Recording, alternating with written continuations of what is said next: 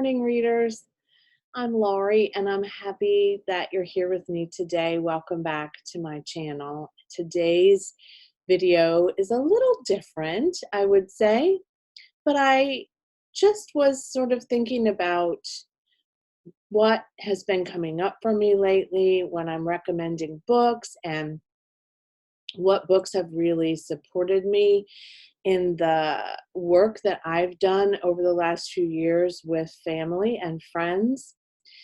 And so I decided to create a video for you today around the books that I recommend the most for people who are caregiving for someone in their lives. Now, this may not be of interest to all of you, and so if you hit the stop button now, I totally understand. But it might be of interest to you at some point in your life, even if it isn't right now. So, as a child born at the sort of end of the baby boomer era, I can tell you that there are a lot of baby boomers that are aging and that are older than me. And a lot of our parents are needing care at this point in my life at the age that I am now. But my sister even needed care when she was diagnosed with cancer about a little over 10 years ago. And I have assisted with friends in some caregiving over the years and family members when they had an accident, for example, car accident or something else in their lives was going on. So caregiving can be as simple as sitting with someone who's on bed rest for a pregnancy that is challenging, or a friend who's recovering from surgery. And it can be as complex as caring for an aging parent with cancer or a dementia disease or something else that really requires a level of commitment that can be draining if we're not careful. I worked for a long time with caregivers when I was with AARP, and I ran some caregiver support circles. I also had, previous to that, been a caregiver, as I mentioned. So I had kind of collected some books that I thought were helpful to me to present to them. And I realize now that, in talking to many of my friends recently, there are caregiving challenges for them. And it comes up and we don't pay attention and we think, oh, it's just something I have to do. And it is a choice that you make to do it, for certain. It is a loving and honorable commitment to someone that you care about deeply. But it can also take a toll on your own self-care and your own ability to function in the world without a great deal of stress and fatigue. So that's why I thought I would bring this video to those of you who could use it today and who could benefit from some of these books that I found to be particularly helpful. So let's get started. So the first one is actually on my Kindle, and it's called How to Heal by Dr. Jeff Kane. I really loved this book for the reason that it is really centered around mindfulness and therapeutic listening and truthful conversation, as well as creating a relationship to the person rather than to the disease. In the years that I have been a caregiver on and off, when I was particularly stressed by the outcome of the disease that the person I was caring for would experience, for example, cancer, terminal cancer, or Alzheimer's dementia disease, it became a quest at first for me to manage the problem, to find solutions and treatments, to stop the diseases from progressing, to really insist that the person I was caring for do something in order to heal themselves or to be healed by medications or by therapeutic interventions. And a couple of things happened. I realized that it wasn't my disease to heal, to cure. It wasn't my treatment to make decisions on. What I could do was be very supportive and mindfully present with the person I was caring for and accept that their decisions about their medical treatment were theirs until they were no longer able to make those decisions. So I was talking to a coach friend of mine, and she said, who ironically is now caregiving for her parents at the same time, both of them.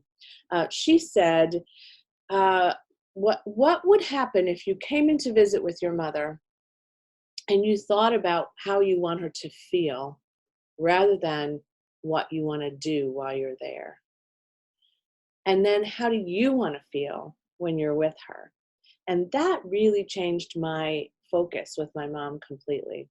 This book also really helped me. It is a lovely um, way of helping you discover your relationship with the person and not with the disease, your relationship being present, not with always focusing on what's going to happen in the future. What happens when this happens? What do we do when that happens? It's hard not to do that, and you do have to make some plans, obviously, but this book really helped me get centered, and I really highly recommend it. Another book I really liked, and I hope you can still get it, it's a self-published book called The Caregivers Reader, which are options for feeling, thinking, and doing. I love that, by Holly Whiteside. She also wrote The Caregiver's Compass. I got this from Amazon years ago. It's a very short book of essays and some vignettes and stories about other people's experiences that she's able to share, expectations, family gatherings. Let's see, there are things about a boot camp for extreme self-care, which I love, how to ask for help, your healthcare team, your family partners. Creating a family team of caregivers is sometimes a challenge, especially if you are separated by miles from your siblings or other family members. I just really loved this book. I lent it to a friend who was temporarily caregiving for her mom. She liked it too. And again, I hope it's available. I think you can contact Holly directly and see if she can send you a copy if you can't find it anywhere else. She's also a long-term care ombudsman, which is a person who really sort of provides supportive services to people whose family members are in long-term care. She's trained in the Eden alternative method, which a lot of long-term care facilities are certified as Eden alternatives. My mother was in one that was an Eden alternative facility, which really focuses on all of the dimensions of their care, not just their physical care or their mental health care, but it focuses on their spiritual care, it focuses on their physical care, their occupational care, everything. And I appreciate that way of being as a caregiver too, and I'll talk about that a little bit more as well. The Caregiver's Survival Handbook was written by Alexis Abramson, and she wrote this for AARP. It is still available. I think you can even actually get it sometimes free from your local chapter if you're connected to them in some way, but it's really very comprehensive. It has a lot of the same kinds of concepts as Holly has, but also different, looking at independence, promoting independence for parents if you're caregiving for a parent, finances, treatment, getting a life for yourself, being able to take time for yourself so that you're not always engaging in self-care activities. It can be so draining, and it feels like it encompasses every moment of your day. I remember feeling like I had work and I had caring for my mom, and there wasn't a whole lot in between. And there was room for other things, and I did engage in those things at times, but I tended to put work and mom at the top of every list. And that becomes, it feels then like that's all you do. And it's probably not, but it feels that way. This book is, I think, helpful to anyone. I recommend it all the time. My coach recommended it to me, the first coach I ever hired, and it's called Simple Abundance, a Daybook of Comfort and Joy, and it's by Sarah von Bretnoch. Yeah, that's a German name. It has to be. This is a daily little meditation, and it really helps you to get clear on yourself, on what brings you joy. So if you don't have a lot of time to do some things, but you have time to maybe take a walk and look at flowers, or to look through a magazine and create a treasure map of things that you want to bring into your life or to your home or to your practices and self-care. It talks about the seasons of the year, which are delightful to me because I love to sort of align the things that I'm doing with the particular season that I'm in. I love this book, and it is just it fills you up, and it's a quick meditation for the day. Like, here's January 25th, for example, just one page. This is working with what you've got. And then January 26th, she goes through some of what she considers to be the essential tools of creating simple abundance in your life. She expresses a lot of support for gratitude practice, and I definitely do that every day. I think that is tremendously helpful to our way of being in the day, and to our way of seeing things as going well rather than always seeing them as difficult.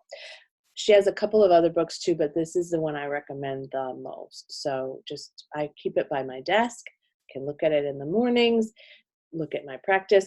I will recommend, so at the end of every month, and if I were to tell her anything about this book, I would say, I would have flipped this and put this at the beginning of every month, but at the end of every month, she has a page or two of joyful simplicities, things you can do in that month that, again, don't take a lot of time. Wear perfume every day. Try a red lipstick. Listen to the music of Cole Porter, for example. Our February, Rent Out of Africa or Watch Out of Africa, one of my favorite movies. Just beautiful, beautiful movie. But I would put those at the front of the month, because by the time you get to the end of February, you haven't done any of those unless you thought to look ahead. I do now think to look ahead, but I always mention that to people. Look at those first, and then write down the top 3 or 4 things that are really calling to you, and do them when you have the time. Then I have 2 books by the same author, but I love them both so much. This is the Women's Retreat book by Jennifer Loudon, and this one is the Woman's Comfort book by Jennifer Loudon as well. So what I like about this is a self-nurturing guide to restoring balance in your life. What I like about these books is, again, these are small exercises for you to add and incorporate as you can. For example, this day that I opened up to naturally, which is probably one that I have done a few times, is becoming a guru of play. We don't add play into our lives a lot. And I have noticed in my family members, for example, when we go somewhere intentionally to play, their mood shifts immediately. We all shift into that space that we remember as a child. I am just amazed by it. Even just in the last month, we went on a couple of trips away separately with one child and children, and then not just one child, a bunch of our children, and then our child who couldn't go, we went somewhere with her this past weekend. And we went to places that were playful and that were fun. And we were changed. Our whole way of being was changed when we engaged in like an arcade, and we watched people drive go-karts, or my daughter and I played Harry Potter Wizards Unite. Those are things that are just amazingly fun. So she makes a lot of sort of suggestions about what you could do to add play into your life. Watch cartoons, buy a comic book, draw silhouettes, have a food fight with marshmallows. Marshmallow guns are lots of fun. Here's comfort cards, composing a comfort card, creating a stockpile of self-cheer. One of these books, I think, recommends a self-care backpack that you can always have for yourself when you need to dig something out of there and engage with that. So these, and when this says the Women's Retreat book, you might be thinking that you have to go away somewhere for a retreat. And while you can do that, there are ways that you don't have to do that either.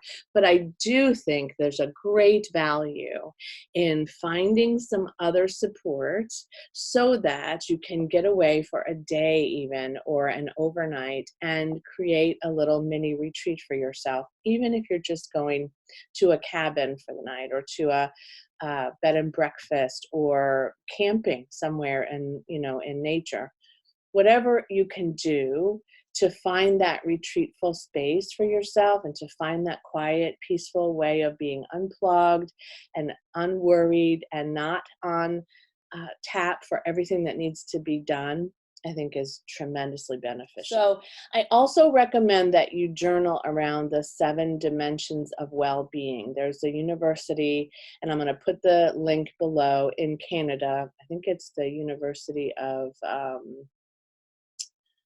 I don't know. I'll have to look it up, but I'm going to put the link in there for you. But there are 7 dimensions of well-being, and this research has really shown that these are the kind of things that we really need to focus on every day. And as I said, it's a lot like the Eden Alternative Method. It looks at your social, physical, your occupational, your spiritual goals. So I like to journal around those every week and just set some intentions for myself for the week and the month to really focus on all of those dimensions. Because when we do that, we don't feel out of balance as much as we do when something is lacking in our lives. So for example, if I'm not creating something, I can feel very fatigued and like I'm not doing things that I love to do.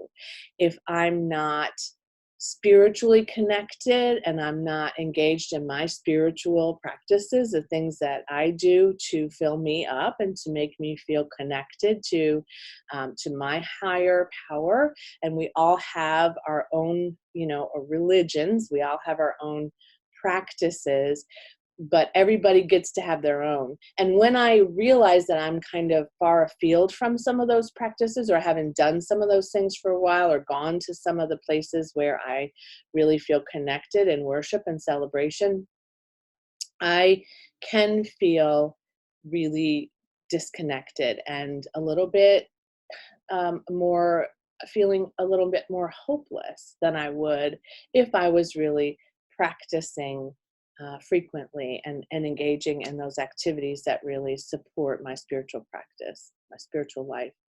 So if that makes sense to you, just remember that when you're caregiving, a lot of things get sort of taken off the list, and you don't have the same level of time, especially when you're, for example, a new mom too. I mean, this video would be very helpful to new moms with new babies, or people who have special needs children in their homes every day that they're caring for. So it isn't limited to just a disease domain or an accident or something like that. Really focusing on those 7 dimensions will make a huge difference in your life. So just make sure that you're kind of hitting each one of those every week in some small way, even if it's just taking a moment to close your eyes and breathe for 5 minutes or 10 minutes. It changes you instantly, and it makes you feel a greater sense of well-being. I hope you appreciate this video today and that it helps you wherever you are. The lovely thing about YouTube is that these videos stay up forever, and so you might not find this when I'm recording it, but you'll find it one day when you need it the most. So I hope that you will take extremely good self-care, and that you will take a look at some of these books if they resonate with you. Let me know in the comments below if you've read any great books about self-care for caregiving and caregiving support. I'd love to know what they are. I no longer do caregiving support circles, but I have been asked occasionally to see about revamping those, and I'm looking for some local partners that might be willing to do that. In the meantime, I always get asked about caregiving support and books that support people when they are in the beginning stages or in the really high stress stages of caregiving. As always, I love your comments. Like this video if it hits a place that is helpful to you. Share it with others that you know might like to see it. Please subscribe if you haven't already, and click the bell at the top of the web page to get a notification every time a new video is up. I don't say that every time, but I appreciate every single one of my subscribers, and I would love to have more. I am planning to do a giveaway when I hit 500, which is a ways from now, but I just want to make sure that people know that I will reward you all for your support, your consistent subscription, as well as for sharing with others. Have a great day, and as always, happy reading. Bye.